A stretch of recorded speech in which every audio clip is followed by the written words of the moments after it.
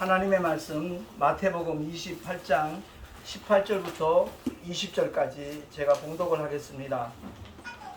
예수께서 나와 일러 가라사대 하늘과 땅의 모든 권세를 내게 주셨으니 그러므로 너희는 가서 모든 족속으로 제자를 삼아 아버지와 아들과 성령의 이름으로 세례를 주고 내가 너희에게 분부한 모든 것을 가르쳐 지키게 하라.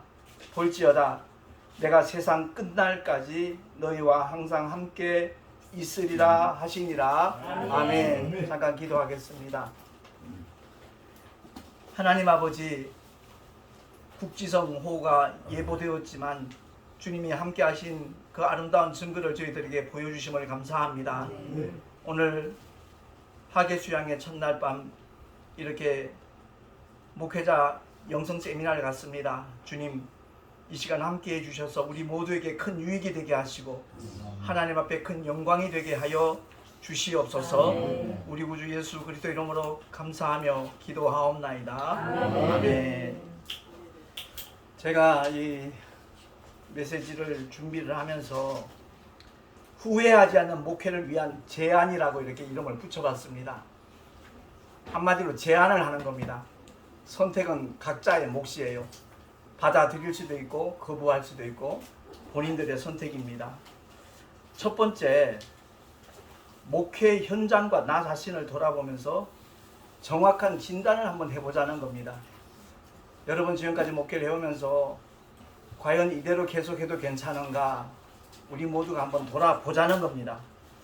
현실 점검을 해보고 파악을 해서 뭐가 문제인가 하는 것을 우리가 발견하고 난다면은 방향전환이 필요하겠죠. 수정이 필요하겠죠. 그리하면 분명히 하나님께서 정말 후회 없는 목회를 할 수 있도록 기회를 허락하여 주실 줄로 믿습니다.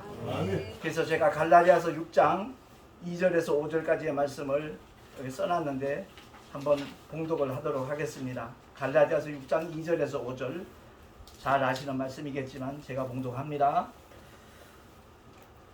너희가 서로 짐을 서로 지라. 그리하여 그리스도의 법을 성취하라. 만일 누가 아무것도 되지 못하고 된 줄로 생각하면 스스로 속임이니라. 각각 자기의 일을 살피라. 그리하면 자랑할 것이 자기에게만 있고 남에게는 있지 아니하리니 각각 자기의 짐을 질 것임이니라. 아멘. 그렇습니다. 내 목회 현장을 이래 돌아보고서 과연 나에게 문제점은 뭔가 한번 살펴보는 시간이 꼭 필요할 것 같아요. 전혀 후회 없는 목회를 하고 있다라고 생각하는 분 혹시 있으신가요? 저는 35년 목회를 돌아볼 때 좌충우돌 시행착오한 것이 한두 번이 아니었다 하는 것을 고백을 하고 있습니다. 불과 10년 전부터 이제 내 목회 방향이 바뀌었고 그 목회 가치관 또한 완전히 전환이 되었습니다. 그전에는 제가 개척을 10번 정도 했을 때는 목적은 딱 하나였어요. 한번 목회 성공해보겠다고, 내 이름 한번 떨쳐보겠다고, 사람들로부터 인정받고 싶다라는 그런 욕망이 사실 꿈틀거렸어요. 3년 정도 했을 때 몇 명 모이지 않는 그 현장을 보고 낙심을 하고 한번 장소를 한번 다시 옮겨서 도전하자 이런 식으로 한 것이 사실 8번입니다.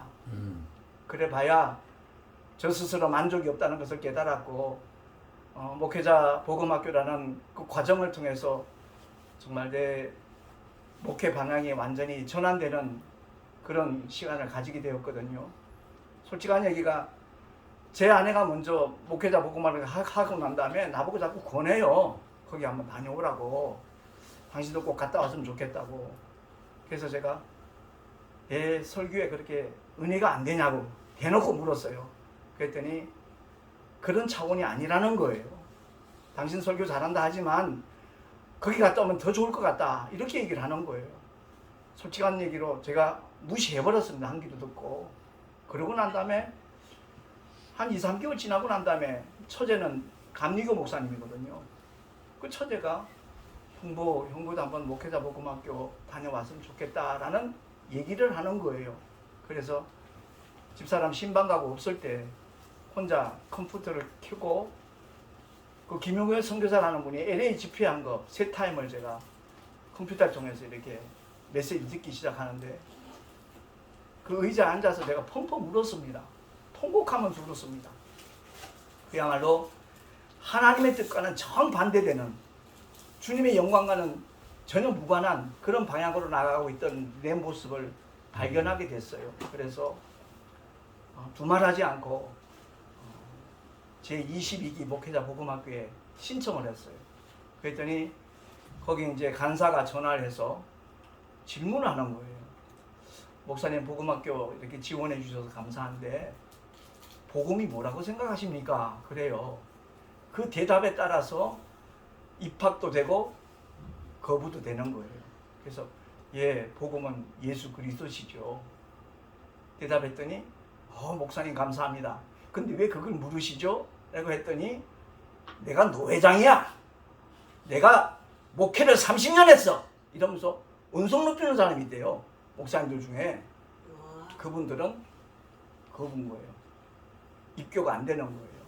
그리고 제가 일주일 동안 그 목회자 복음학교에 들어가는 날부터 토요일 날 8시 끝날 때까지 얼마나 많은 눈물을 흘렸는지 몰라요. 제가 25년 동안 흘렸던 눈물의 농도보다도 더 짙은, 더 많은 그런 양의 눈물을 흘렸습니다. 그래서 그때부터 제 목회는 사실 바뀐 겁니다. 뭐 그 전에 이미 김남신 목사님을 내가 만나서 알고 있지만 그 김남신 목사님이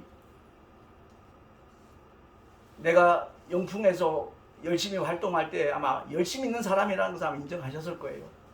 누구보다도 많은 것을 배우려고 쫓아다녔고 열심히 목회했지만 그 후로부터는 열심히 쫓아다니는 게 아니라 그야말로 주님이 무엇을 원하시던가 내 생각, 내 계획, 내 목표 그 전부 다 사라진 겁니다. 정말 주님이 감동 주시면 현실적으로 도저히 모든 것이 뒷받침되지 않는다 할지라도 좀 그대로 밀어붙이는 사람이었어요. 그래서 우리 가족들에게는 참 대책 없는 사람, 우리 이렇게 낙인 아닌 낙인이 지켰습니다. 왜? 가족들이 마음에 부담이 되니까. 아무것도 없는데 저걸 저지르면 어떻게 하라 말인가. 가족들이 더 마음에 짐이 되니까 더 많은 기도도 해줬겠죠. 근데 놀라운 것은 그 무모하게 도전했을 때 전혀 생각지 않은 손길을 통해서 하나님께서 공급을 하시더라는 겁니다. 그래서 우리는 무엇보다도 내 뜻 버리고 복음성가 중에 있잖아요. 오직 십자가 보내 세상 등지고 내 뜻 버리고 오직 주님 뜻대로 목회한다는 그런 내용의 복음성가 한 30년 전에 많이 불렀었어요. 그것처럼 우리 동선회의 모든 목사님들 인사합시다. 내 뜻 버립시다. 정말 내 뜻 버리고 나 옛사람 십자가에 못 박아 버리면 그때부터 정말로 하나님이 일하시더라고요. 예, 우리는 그것을 기대하며 나갔으면 참 좋겠다라는 겁니다. 그래서 두 번째가 바로 성경을 통한 올바른 목회 방향의 궤도 수정과 미래를 위한 결단인데 마태복음 16장 23절에서 27절 말씀 성경이 있으신 분을 같이 찾아서 한번 합독을 하면 좋겠고요. 마태복음 16장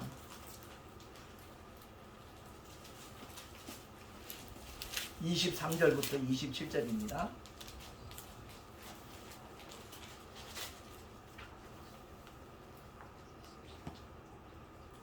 천천히 합독을 하겠습니다. 제가 갖고 있는 것은 개역 성경입니다. 시작. 예수께서 돌이키시며 베드로에게 이르시되 사단아 내 뒤로 물러가라. 너는 나를 넘어지게 하는 자로다. 내가 하나님의 일을 생각지 아니하고 도리어 사람의 일을 생각하는도다 하시고 이에 예수께서 제자들에게 이르시되 아무든지 나를 따라오려거든 자기를 부인하고 자기 십자가를 지고 나를 쫓을 것이니라. 누구든지 제 목숨을 구원코자 하면 잃을 것이요 누구든지 나를 위하여 제 목숨을 잃으면 찾으리라. 사람이 만일 온 천하를 얻고도 제 목숨을 잃으면 무엇이 유익하리요? 사람이 무엇을 주고 제 목숨을 바꾸겠느냐? 인자가 아버지의 영광으로 그 천사들과 함께 오리니 그때 각 사람의 행한 대로 갚으리라. 아멘. 각 사람의 행한 대로 갚으리라는 이 말씀을 정말 우리 모두가 신비에 새길 수 있으면 참 좋겠습니다. 분명히 행한 대로 갚으신다라는 주님의 말씀에 대하여 우리가 귀담아 듣는 사람이라면 가장 중요한 키포인트를 놓치지 않는 그런 목회 이념이 확립이 될 것입니다. 인본주의 목회 오히려 더 빨리 성공할 수 있을지 모릅니다. 그러나 하나님 앞에서도 외면당합니다. 분명히 하나님 앞에 인정받지 못하는 거라면 그 수고는 헛수고밖에 안 되잖아요. 이 가운데 헛수고를 원하는 사람 있을까요? 아무도 없을 겁니다. 정말 주님 앞에 인정받는 하나님의 사람이 될 수 있는 우리 동서교회가 될 수 있기를 간절히 소망합니다. 그래서 요한복음 15장 5절 말씀을 보면 주님이 이와 같이 말씀을 하고 있습니다. 제가 봉독을 하겠습니다. 나는 포도나무여 너희는 가지니 저가 내 안에 내가 저 안에 있으면 이 사람은 과실을 많이 맺나니 나를 떠나서는 너희가 아무것도 할 수 없음이라. 아멘. 근데 대다수의 목사님들이 자기는 할 수 있다라고 생각을 하더라고요. 그 착각 때문에 결국은 시행착오를 하게 되고 많은 우여곡절을 겪게 된다는 것을 제 경험을 통해서 저는 그런 고백을 하게 되는 겁니다. 그래서 가장 키포인트는 하나님 중심. 우리 뭐 성경 공부할 때 그 얘기 많이 하잖아요. 하나님 중심, 교회 중심, 그리고 성경 중심. 그렇게 이론은 말하고 있지만 실제로 삶의 현장에서, 목회 현장에서 주님 중심이 되는 경우는 찾아보기가 쉽지 않더라고요. 그래서 이 세상 70억 인구가 다 나를 알아준다 할지라도 주님께서 나 너 도무지 모르겠다 하면 그 사람은 영원히 망하는 사람이잖아요. 근데 세상 사람들 아무도 알아주는 사람이 없다 할지라도 그래 착하고 충성된 종아 네가 수고했다 라고 주님이 말씀하신다면, 주께 인정받는다면 이 세상에서 아마 가장 행복한 사람인 줄로 믿습니다. 우리가 그걸 사모하자는 거죠. 그래서 다섯 번째 우리 한 목소리로 한번 읽겠습니다. 네 번째 시작. 하나님의 뜻대로 목회하리라. 아생교사 아사교생. 아멘. 그래요. 아생교사. 내가 살면 교회가 죽어요. 그리고 내가 죽으면 교회가 살아요. 내 뜻 버리고 하나님의 뜻만 앞세우면 모든 것을 하나님께서 책임져 주시는 줄로 믿습니다. 우리 그런 목회를 하자는 거죠. 그래서 계시록 3장 1절 말씀 보면 그야말로 하나님께서 진단하는 메시지가 바로 나와 있는데 4대 교회를 향한 하나님의 말씀이거든요. 하나님의 7명과 7별을 가진 이가 가라사대 내가 내 행위를 아노니 내가 살았다는 이름은 가졌으나 죽은 자로다 라고 말씀하고 있습니다. 양과 염소의 비유를 목사님들이 이렇게 메시지를 전하면서 개인에게 해당되는 메시지로만 이렇게 국한시킬 때가 많거든요. 근데 제가 목회를 하면서 개척교회를 주로 하다 보니까 느끼는 것은, 언젠가 작은 교회 세우기 연합 그 세미나에 한번 동참한 적이 있는데 한 목사님이 그래요. 솔직히 작은 교회를 위해서 이렇게 수고하시는 목사님께 감사를 드리지만 이 교회처럼 이렇게 큰 교회를 보면 저희들은 바벨탑처럼 느껴집니다 라는 말씀을 하더라고요. 그랬더니 감사하게도 그 박 목사님이 그걸 인정을 하더라고요. 저도 사실은 그렇게 생각을 합니다. 작은 교회를 돕는다고 하면서도 혹여 작은 교회 목사님들에게 상처를 주는 일이 없을까 삼가 조심하고 있습니다 라는 그 고백을 하실 때 참 그 인격이 돋보이더라고요. 그렇습니다. 큰 교회들이 그 주변에 있는 작은 교회들 조금만 케어를 하면요, 목사님들이 대리운전 할 일 없고요, 목사님들이 택배기사 할 이유 없고요, 저처럼 택시기사 할 이유도 없었을 겁니다. 근데 저는 아닌 말로 그 어려운 가운데서 택시를 돌파구로 삼은 것을 저는 정말 하나님 앞에 너무너무 감사합니다. 몸은 힘들고 어려워도 그 택시 안에서 이루어지는 하나님의 그 손길들을 보면요, 저 천국에 갔을 때 얼마나 많은 영혼들이 목사님이 그때 택시 안에서 준 그 책자 보고 전도지 보고 유튜브 보고 저도 교회 다니기 시작했습니다. 교회 생활 중단했다가 다시 시작했습니다 라고 얘기할 영혼들이 얼마나 많을까, 이런 거 생각하면 피곤한 줄 몰라요. 정말 한 5시간 이렇게 눈 붙이고 나면 가뿐하게 일어날 수 있는 건강 주시는 것도 이 일에 더 매진하라고 하나님께서 참 그런 은혜를 주시지 않는가, 저 개인적으로 그렇게 느끼고 있습니다. 그래서 우리 모두가 다 참 주변에 어려운 목회자들을 위해서 중보기도 하고 좀 힘이 될 수 있다라면 도움을 줄 수 있는 그런 자리에까지 우리 동선회가 앞서 나간다라면 정말 하나님께서 큰 영광 받으시고 더 큰 역사를 우리 동선회를 통해서 이루어 주실 줄로 믿습니다. 5번째 한번 같이 합독하겠습니다. 시작. 주님께 저주를 받은 무화과 나무와 같은 목회가 되어서는 절대로 아니 된다. 입만 무성한 열매가 없는 무화과 나무, 무화과는 관상수가 아니라 유실수. 사람들이 보기엔 굉장해 보이지만 하나님이 보시기엔 아무것도 아닌 묘해. 그렇습니다. 저주받은 무화과 나무 뿌리로부터 다 말라버렸잖아요. 과연 이 메시지를 우리 주님이 왜 허락하셨는가 알아야 되거든요. 교회에서 바자회도 하고 뭐 별의별 뭐 천국 잔치도 하고 별의별 행사들 많이 하잖아요. 새가정 세미나, 새생활 세미나, 그럴듯한 프로그램도 굉장히 많이 있습니다. 근데 정작 하나님이 원하시는 복음의 열매에 대해서는 그렇게 연관되지 않는 경우 굉장히 많이 있더라고요. 사람들은 칭송하고 박수치고 부러워하지만 하나님께서는 전혀 관심조차 주지 않는 그런 목회다라면 그 목회는 그야말로 후회할 수밖에 없는 목회가 되잖아요. 그래서 그것만큼은 우리가 피하자는 거죠. 그래서 6번째 제가 읽겠습니다. 하나님 앞에 서는 날 주님께서 모른다고 하신 목회자가 되어서는 정말로 안 됩니다.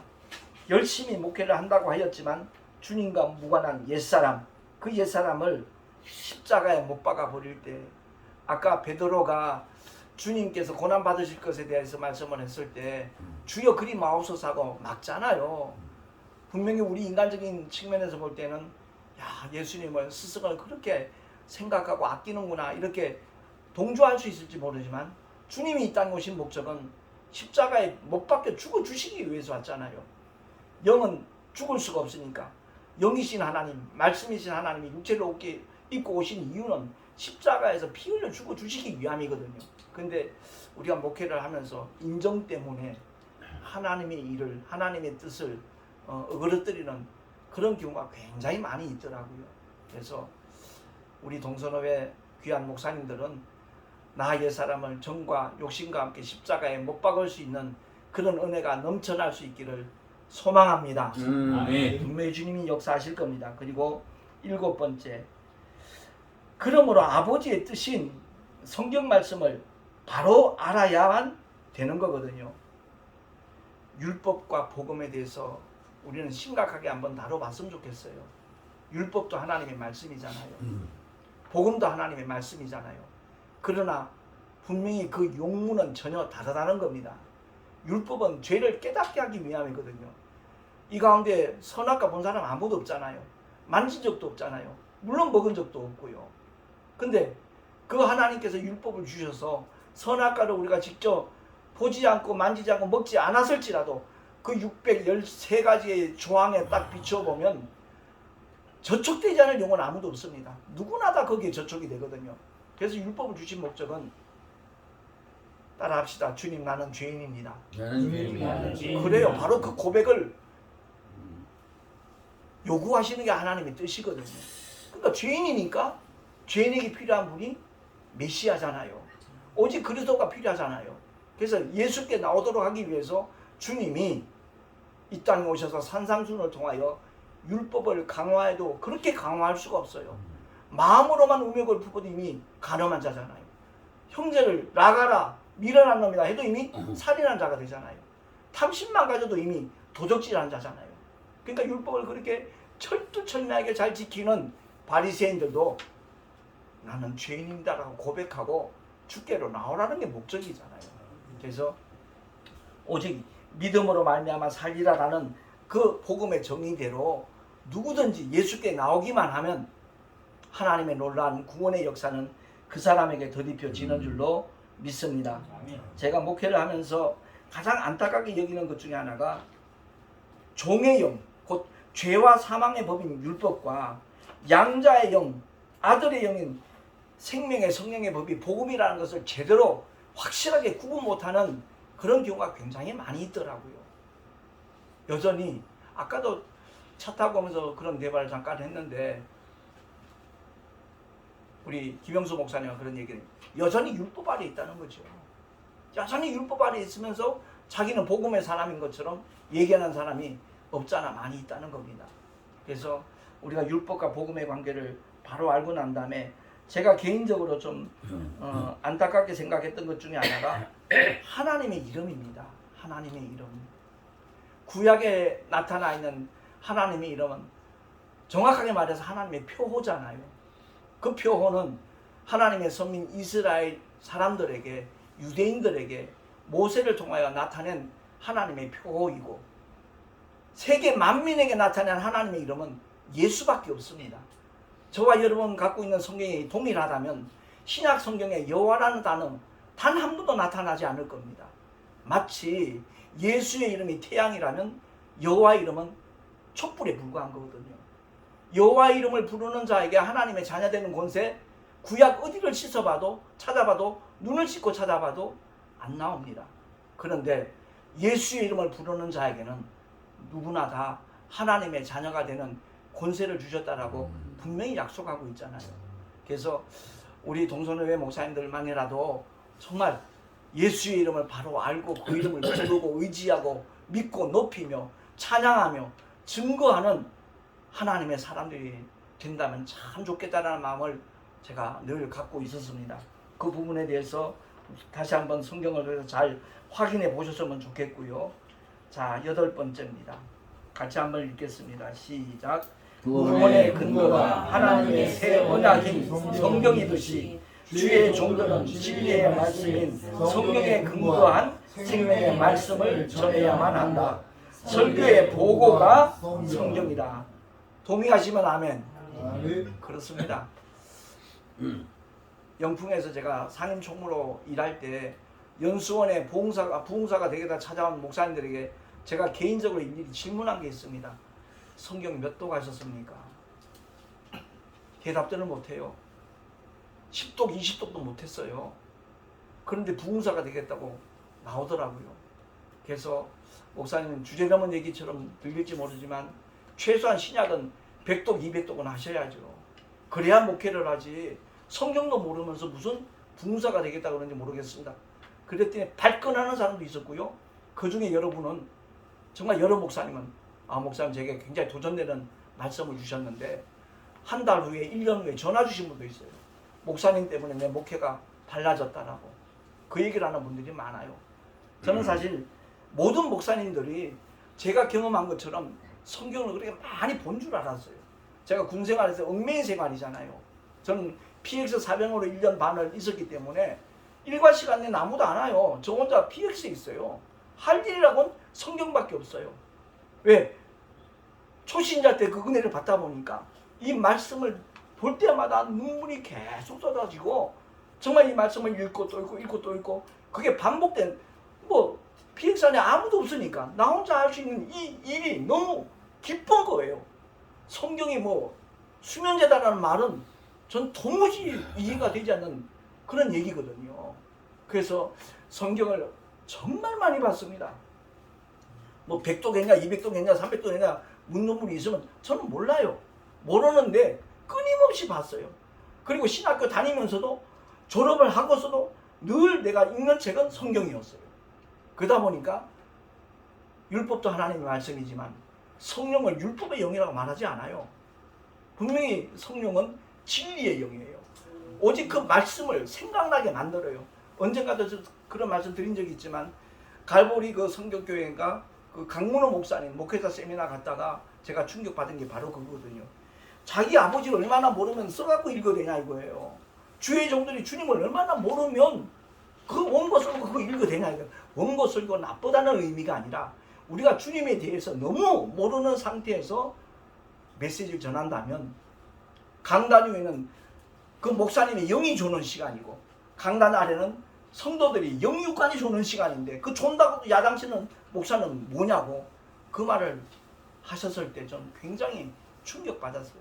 솔직히 그 세미나 가기 전까지는 조용계 목사님, 한경직 목사님, 김창희 목사님 이 유명한 그 당대에 정말 기라성 같은 목사님들 설교집을 다 읽어가지고 그 중에 짜집기 해가지고 딱 요 원고지 석장 딱 만들어갖고 강단에서 읽어대면요 예배 끝나면 성도들 하나같이 전도사님 은혜 많이 받았습니다. 전도사님 은혜 많이 받았습니다. 인사를 안 한 거예요.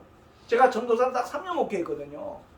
근데 그 세미나 갔다 오고 난 다음에 충격을 받고 난 다음에 아직 목사 안수 받기 전이에요. 원고를 준비 안 했어요. 그 강문호 목사님 메시지 듣고 난 다음에 예배 시간은 다가오는데 믿을 구석이 아무도 없는 거예요. 아무것도. 원고가 없으니까. 그러니까 어떻게 되겠어요? 나도 모르게 30분 전에 강단에 올라갔는데 그날은 1시간 전에 강단에 올라간 거예요. 주님을 의지하게 되는 거예요. 주님 원고도 없어요. 성도들은 은혜 받겠다고 오는데 주님 책임져 주세요. 그 기도만 하는 거예요. 근데 그날 설교를 하고 난 다음에 성도들 눈빛이 달라요. 전도사님 은혜 받았습니다가 아니야. 손을 꼭 붙잡고 전도사님 은혜 많이 받았습니다. 다르더라고요. 그때부터 야 주의 종들은 정말 주님을 의지해야 되는 사람들이구나 하는 것을 뼈저리게 깨달았어요. 그래서 제가 꼭 이제 우리 동선의 목사님들 성경 많이 보시는지 않는지 전 잘 모릅니다만은 지금부터라도 그동안 성경을 가까이 안 했다라면 정말 성경을 더 가까이 하는 하나님의 사람들이 되십시다. 그러면 주님이 역사하시다. 말씀이 떠오르게 하셔요. 내가 어느 동네 사는데 슈퍼가 어디 있고 목욕탕이 어디 있고 미용실이 어디 있고 그 주소 하나도 몰라요. 번지수 아무것도 몰라요. 근데 어디 있는지 알아요. 그래서 제가 성경 바꾸지 말라는 거예요. 계속해서 반복해서 보면 몇 장 몇 절인지 모르지만 그 말씀이 어디쯤 있다는 것은 분명히 몸에 배게 돼 있어요. 그래서 성경을 가까이 하게 되면 예배에 대해서 설교 준비에 대해서 전혀 부담스럽지 않습니다. 저는 몇 번 그런 고백을 한 적이 있지만 강단에 서서 말씀 전하는 시간이 제일 행복해요. 그리고 택시 안에서 복음 전할 때 역시 행복하고요. 그리고 내가 앞으로 하고 싶은 일은 바로 글을 남기는 거예요. 그 하나님의 말씀의 은혜에 대한 진리에 대한 메시지를 책으로 남기는 거. 그게 제가 하고 싶은 일 중에 하나예요. 아무튼 구원의 근거가 새 언약인 성경이듯이 끊임없이 설교의 보고가 성경이라는 것을 알고 우리 모두 하나님의 말씀으로 무장할 수 있기를 예수 이름으로 축원합니다. 예, 9번째 같이 한번 읽겠습니다. 시작. 성령의 검이 하나님의 말씀이므로 말씀 충만과 성령 충만은 나뉘지 않음. 성령 충만, 말씀 충만, 증거 충만, 복음의 열매 충만, 하나님의 영광 충만. 아멘. 그래서 굳이 설명할 필요가 없다고 생각합니다. 하나님의 말씀으로 충만했을 때 성령이 오셔서 주님의 제자들을 그대로 주님의 뜻대로 사용했다는 것을 사도행전은 여실히 우리에게 보여주고 있잖아요. 근데 말씀으로 무장하지 않은 상태에서 성령이 오셔서 배우지 않은 것도 듣지도 않았던 것도 읽어보지도 않았던 것도 생각나게 한다. 그런 약속이 성경에는 없더라고요. 우리가 끊임없이 하나님의 말씀을 가까이 했을 때 성령 하나님께서는 그 진리 가운데로 우리를 인도하신다는 것을 꼭 기억을 하고 정말 주일날 강단에 서는 시간이 가장 행복한 시간이 되는 목사님들 되십시다. 아멘. 10번째 시작. 진리의 영이신 성령 하나님에 대한 바른 인식과 인격적 친밀한 관계 개선. 아멘. 제가 순복음 교단에서 24년 목회를 했어요. 우리 신학교 입학할 때는 방언 못하면 입학도 안 시키던 그런 시대예요. 그리고 성령운동을 가장 앞장서서 하는 교단이라고 알려져 있었어요. 근데 제가 정말 성경을 깊이 상고하면서 기도할 때마다 깨닫게 하는 것은 마치 기름이 떨어지면 주유소 가서 이렇게 충전시키는 것처럼 성령을 다시 받고 다시 받고 또 받고 또 받고 하는 것으로 사실 순복음교단이 그렇게 많이 가르쳤어요. 저도 그렇게 가르쳤어요. 아니라는 거죠, 주님이. 예? 성령은 하나님이셔요. 말씀하신 대로 그 영속에 임한 성령 하나님 영원토록 떠나지 아니하고 함께하는 줄로 믿으십시다. 아멘. 받고 또 받고가 아니더라고요. 다만 그 성령 하나님은 내 안에 와 계신데 그 주님을 꼬다는 보따리 취급하는 꼬다는 보리자루 취급하듯이 하는 그런 모습들이 많이 생기는 게 그게 문제인 거지. 성령 하나님 지금도 내가 주님 말씀과 상관없이 살면 내 안에서 탄식하셔요. 근심하셔요. 그리고 깨닫는 순간, 회개하는 순간 성령 하나님은 그 속에서 기쁘게 일하시기 시작해요. 아멘. 제가 택시하면서 즐겁게 하는 이유가 바로 그것 때문이에요. 성령 하나님이 어쩌면 이렇게 세밀하게 정말 인도하시고 이끄실까. 내가 잠시 교회를 들리고 싶은 마음이 있으면요, 어김없이 부천 가는 손님이 타요. 내가 회사 쪽에 갈 일이 있으면 어김없이 회사 쪽으로 가는 손님이 콜이 떠요. 집에 좀 들려야 되겠는데 분명하게 주안 쪽으로 가는 손님이 연결이 돼요. 그런 걸 통해서 내가 하나님이 한 영혼에게라도 더 복음 전하기를 원하신과 동시에 내가 이 택시 전도하는 일에 있어서 기쁨을 만끽하도록 함께 하신다는 증거를 이렇게 보여주시는구나. 그게 전 너무너무 감사해요. 그러니까 정말 진리의 영이신 성령 하나님에 대한 올바른 인식을 가지자는 거예요. 60%, 70% 성령이 그렇게 임하십니까? 아니에요. 많은 분들이 하늘산 기도원의 영향을 받아가지고 저도 그 영향을 많이 받았었어요. 최소한 소나무 뿌리 하나 뽑아야 성령 받는다. 그렇게 가르쳤어요. 할렐루야, 목이 완전히 쉬어야 그게 이제 성령 충만 받은 사람인 것처럼 취급하던 시대가 분명히 있었어요. 그런데 성령은 하나님이셔요. 지금 아버지 어디 계시냐? 방 안에 계신데 이게 맞지? 방에 한 3분의 1쯤 계신데요. 말이 안 되는 거예요. 성령 하나님이 우리 영속에 임하시는 그야말로 그 주님과의 관계가 어떻게 이어져 나가는지 정말 친밀한 관계로 나아가는 그것을 정말로 사모했어야 되는데 저는 그걸 몰랐었어요. 그래서 제가 경험한 그 하나님의 은혜에 의해서 우리 목사님들도, 여기 민 목사님은 저보다 더 오래 목회를 하셨지만 우리가 지금 강사로 서서 이렇게 얘기하는 것은 잘나서가 아니고 먼저 그 길을 걸어가 봤기 때문에 그것을 통해서 깨달은 것을 함께 나누자는 거예요. 예전에 김기용 목사는 가르치려 들었어요. 야, 이것도 모르냐? 이런 마음을 가지고. 지금은 전혀 그게 아니에요. 정말 내가 해보니까 이게 아니었는데. 근데 똑같이 그 길을 가는 사람이 있거든요. 후배들이 있더라고요. 우스갯소리로 얘기했지만 어느 목사님 같은 집회를 열심히 다니는데 차라리 안 다녔으면 좋겠다. 차라리 안 다니는 게 하나님이 기뻐하시겠다. 이런 마음을 가질 때가 있어요. 지금도 영풍에서 활동하는 목사님들, 내가 아는 목사님들 이렇게 보면 저 메시지가 아닌데 저렇게 열심히 뛰어다니고 있을까. 저 메시지를 듣는 영혼들이 그야말로 저 피해를 입는 것인데 자기는 잘한답시고 설쳐내고 있거든요. 그거 아니라는 거죠. 자, 이제 그래서 틀린 사례는 성령을 받고 또 받아야 된다고 가르치며 주장하는 것. 가스 충전소나 그 주유소가 아니라는 거죠. 성령의 은사를 받으면 그 자체로 성령 충만을 간주하는 것, 이건 역시도 문제입니다. 방언 받으면 다 성령 충만 받은 사람이래요.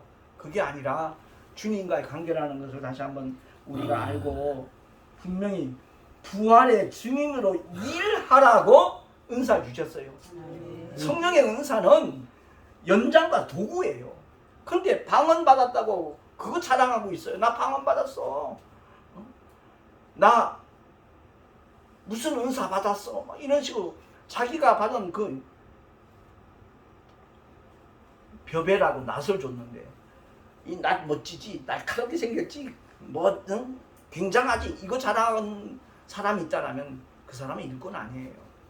그러니까 저와 여러분에게 어떤 은사가 나타나든지 보통 가르치는 목사님들에게는 지식의 은사, 예? 지혜의 은사 주셨거든요. 지식의 말씀, 지혜의 말씀을 주셨는데 아무튼 우리 모두가 다 주님이 그 은사를 왜 주셨는가? 제대로 하라고, 일하라고, 부활의 증인으로 충성하라고 그 은사를 주셨다는 것을 기억을 하고, 솔직한 얘기가 고린도서 13장 다 잘 아는 것 같지만 그 모든 은사는 다 없어진다 그랬어요. 사라진다 그랬어요. 정말 하나님이 기뻐하시는 것이 뭔가 하는 것을 분명히 알고 영혼을 사랑하는 마음으로 복음을 전하는 데 앞장서는 우리 모두가 될 수 있기를 부탁합니다. 저는 솔직히 3년 전부터 그 기도를 하고 있는데요. 내가 만약 총회장이 된다면 우리 교단은 정말 목사님들이 앞장서서 전도를 실천하는 그런 교단으로 발돋움했으면 좋겠다는 기도를 끊임없이 하고 있습니다. 많은 교단들이 종교화되고 있잖아요. 그것 말고 정말 주님이 맡겨주신 일은 딴 거 아니잖아요. 복음 전파예요. 제가 처음에 시작하면서 본문 말씀으로 택했던 마태복음 28장 말씀, 18절 이하의 그 말씀은 딴 거 없어요. 내가 분부한 것 가르쳐 지키게 하라. 모든 족속 제자 삼으라. 오직 그거예요. 근데 다른 것 가지고 자꾸만 우리는 평가를 하잖아요. 사이즈만 크면 다 목회 성공했다 그러고 목회 잘하는 것으로 간주를 하고 있고, 주님 앞에 외면 당하든 말든 현재 그런 사람들을 굉장히 흠모하고 부러워하잖아요. 그거 아니라는 거죠. 그래서 이제 말씀을 마쳐야 되겠습니다만 11번째 성령의 소욕과 육체의 소욕, 이 부분에 대해서 많은 분들이 참 유혹을 받잖아요. 성령의 소욕과 육체의 소욕이 어떻다는 것은 뭐 설명하지 않아도 다 잘 알고 있잖아요. 근데 현실적으로 그 육체의 소욕 때문에 일평생 주 앞에 충성한다고 목회한 목사님들이 마지막에 망하는 모습들 너무 많이 나타나고 있잖아요.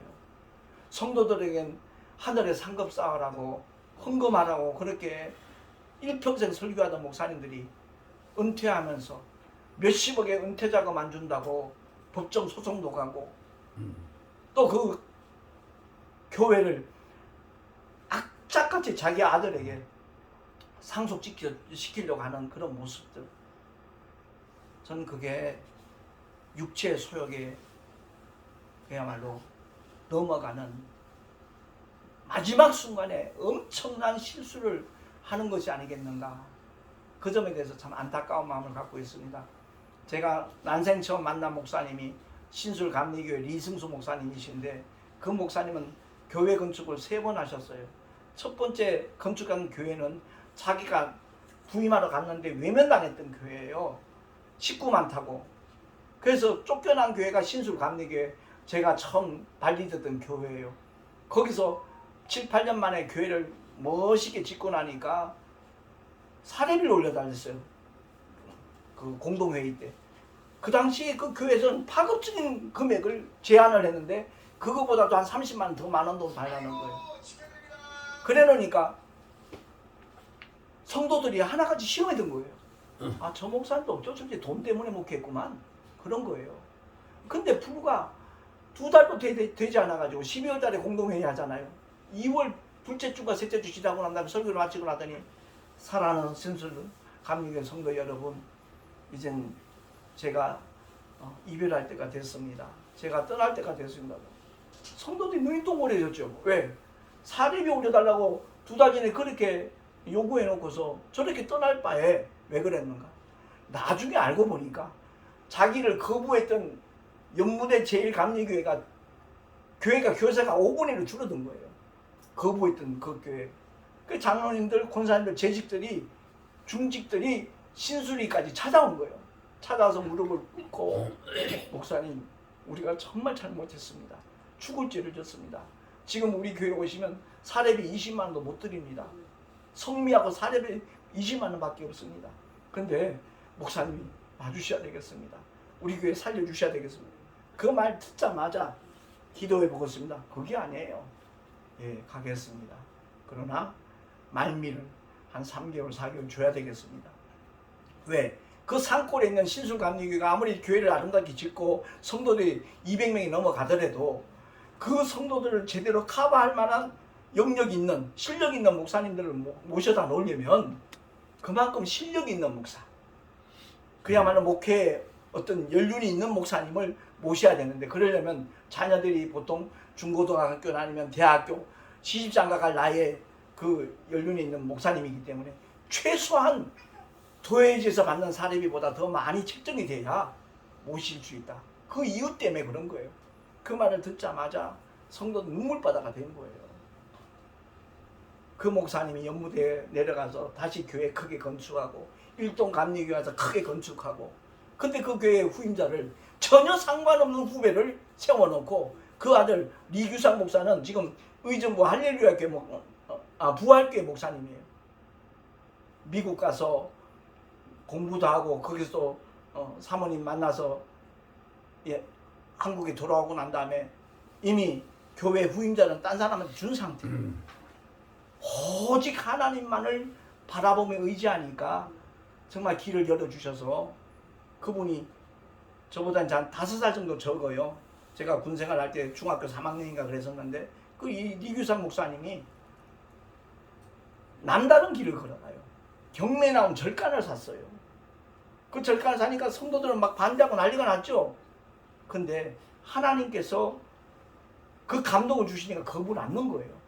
거기에다 교육관을 기가 막히게 지어놨어요.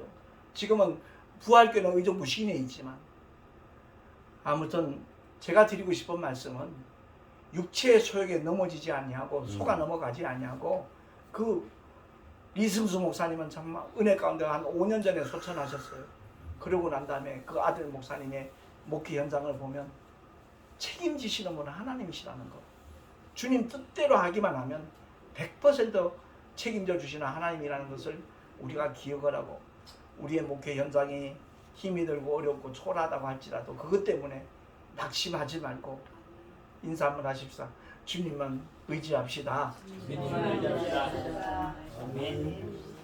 그리할 때 하나님께서는 우리 동서노예를 통하여 하나님의 놀라운 역사를 분명히 일으켜 주실 줄로 믿습니다.